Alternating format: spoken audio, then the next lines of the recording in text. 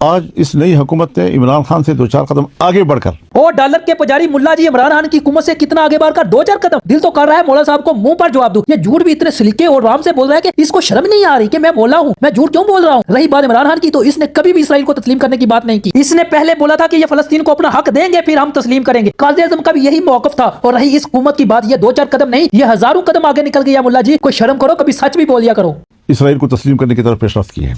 मुल्ला जी ये भी बता दो कि किसने पेशरफ्त की है। मुल्ला जी इमरान खान के दौर में आग लगाने को निकलते थे, अब मुल्ला जी की आग खुद ही बुझ गई है। ये बाजी मरियम के साथ मिलकर, एस्टैब्लिशमेंट के साथ मिलकर इमरान खान को जूती जान कहता था, अब इसके मुंह से ऐसे जैसे ज़बान ही नहीं है, या किसी ने इसकी ज़बान खींच ली है।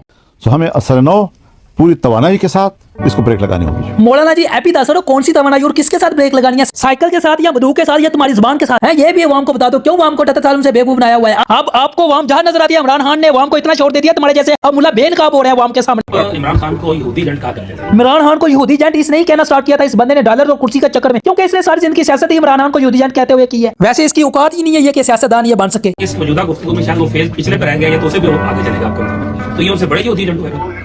अब अल्फाज को दोबारा दोहराने की जरूरत नहीं है मेरा ख्याल है। मौलाना जी अब तो अल्फाज तुम्हारा पीछा करेंगे, और अब क्यों तुम्हारी हवा नहीं निकल रही? डर के मारे आप बोलो ना, जैसे इमरान खान के दौर में बोलते थे। उन्होंने सीधा सीधा इसराइल को तस्लीम किया है, अमेरिका और इसराइल के साथ हाथ मिलाया है, और लगता है एस्टैब्लिशमेंट और हुकूमत ने तुम्हारी हवा बंद कर दिया, इसलिए तुम बात को दोबारा दोहराना नहीं चाहते। अब तो जो तुम्हारे चाहने वाले थे वो भी सोचते होंगे हम भी पागल थे, हम एक अच्छे लीडर इमरान खान को इसके कहने पर यहूदी एजेंट कहते थे। और अब मौलाना जी कौन यहूदी एजेंट है ये भी बता दो। वाम अब आपको छोड़ेगी नहीं, जहां मर्जी चले जाओ झूठ आपका पीछा करेगा। जितने सुनने थे सुन लिया झूठ वाम ने, अब आवाम आपकी छितरौल करेगी सही तरह जुतियों से। अब तो आपके स्टूडेंट भी शर्म से डूब डूब कर कह रहे होंगे हम भी जिसको बोलते थे यहूदी एजेंट तो दूसरे लोग हो गए हैं जिन्होंने मौलाना के साथ मिलकर इसराइल को तस्लीम कर दिया है। मुशर्रफ के दौर में जब लाल मस्जिद और जामिया हफ्सा के मिटाने का वक्त करीब हुआ तो मुशर्रफ ने इसका वीजा लगाकर इसको लंदन भेज दिया, जा वहां जाके गोलियां देख। जब मामला ठंडा हुआ तो ये वापस आया कुकर की तरह रेंगता हुआ, शेर बनकर मैं ऐसा कर दूंगा, मैं ऐसा कर दूंगा, है जिस तरह इसकी आदत है। फिर जब 10वीं तरमीम का वक्त करीब आया तो शहबाज शरीफ ने इसको बांग्लादेश का टिकट देकर भेज दिया और उसको बोला कि वहां जाके मच्छियां खा। जाने से पहले ये बयान में धमकी दे रहा था ये तरमीम तुम्हारा बाप भी पास नहीं करवा सकता, लेकिन हुकूमत ने ताहयात इसना और 18 साल से कम उम्र वाली शादी वगैरह सारा पास कर लिया है। इसकी धमकियां सुन लो। फिर ये डरने वाला यानी डरपोक जब वापस आ गया, बस 1-2 बयान से जान छुड़वाई और छोटी मोटी धमकी देकर बात खत्म कर दी। फिर बकायदा जब हुकूमत ने ट्रंप के साथ मिलकर इसराइल का साथ देने का कहा तो ये मुल्ला चुप होकर बैठ गया। थोड़ा सा पार्लियामेंट में बोला, कुछ पार्लियामेंट में बड़ी बड़ी धमकियां और चेहें मारी जैसे ये बोलता है, फिर थोड़ा सा मेज पर गुस्सा निकाला, बाद में बेचारा ठूस होकर बैठ गया। ये वाम का नुमाइंदा थोड़ी है, ये तो टोटा इसको सिर्फ कुर्सी के लिए इमरान खान के लिए बोलने के लिए रखा हुआ है बस। फिर मुस्लिम लीग के एहसन कमाल की मुलाकात के एक दिन बाद ही इसको अफ्रीका के लोगों की फिक्र आने लगी है, वो गैर कलमे के मार रहे हैं। हुकूमत के खुफिया मादे से अचानक वो ट्रांसफर हो गया है, अचानक इसको साउथ अफ्रीका भेज दिया, जा वहां जाके कालियां देख। जब ट्रंप के मंसूबे में शमूलियत की बातें ठंडी हो जाएंगी, ये गिदर ये वापस आकर शेर की तरह गिजेगा मेरे पीछे। ये क्या हो गया, क़यामत आ गई, आपको नहीं पता था? हैं बगैरती की था हो गई। मौलाना के कारनामे इतने अजीबो-गरीब के क्या बताएं। ये बंदा कुर्सी की लालच में कुछ भी करने के लिए तैयार हो जाता है।